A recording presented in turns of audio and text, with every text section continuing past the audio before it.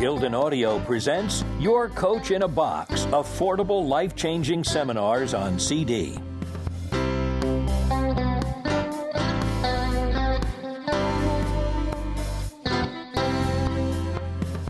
Automatic Wealth for Grads and anyone else just starting out.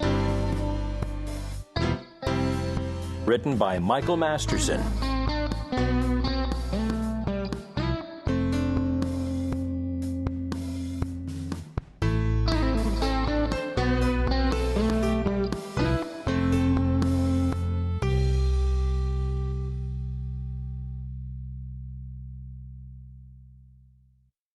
Forward. In short, the way to wealth, if you desire it, is as plain as the way to market. It depends chiefly on two words, industry and frugality. That is, waste neither time nor money, but make the best use of both. Without industry and frugality, nothing will do, and with them, everything. Ben Franklin, The Way to Wealth. This is a how-to book for people who have the drive to be eminently successful in life. Do you have what it takes? 100 years ago, aspiring young entrepreneurs like Andrew Carnegie and Thomas Mellon learned their way to wealth by reading Ben Franklin's autobiography. Today's grads might well learn the same tried-and-true principles from Michael Masterson's Automatic Wealth for Grads. There is an uncanny resemblance between the two sages.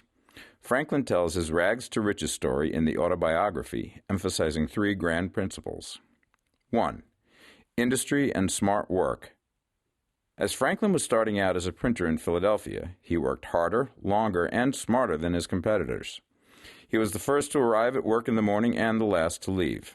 He made sure that his customers saw him carrying the newspapers himself through the streets of Philadelphia. He wanted the public to know that he was an ambitious young man, deserving of their business. Franklin opposed taking advantage of a neighbor or customer. He believed that every transaction should be an honest one that benefits both buyer and seller. But working long hours can only get you so far. You have to develop business acumen. You need to train yourself in the most advanced techniques. You need to be ahead of your competition.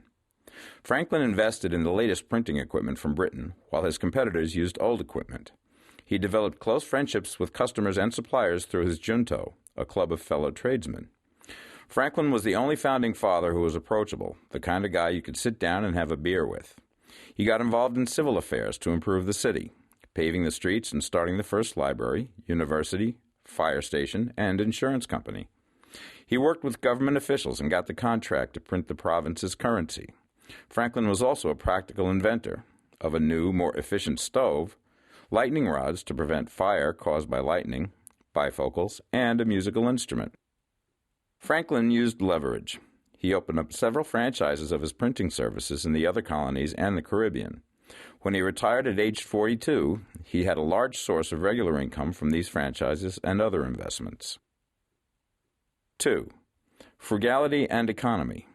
Franklin adopted the principles of budgeting, wise use of time, and avoiding waste throughout his long life.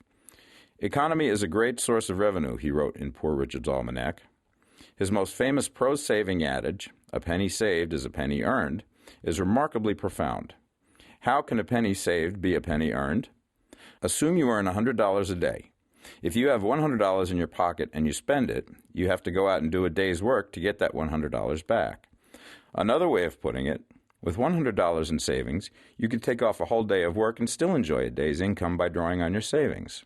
In sum, saving is a source of earning power.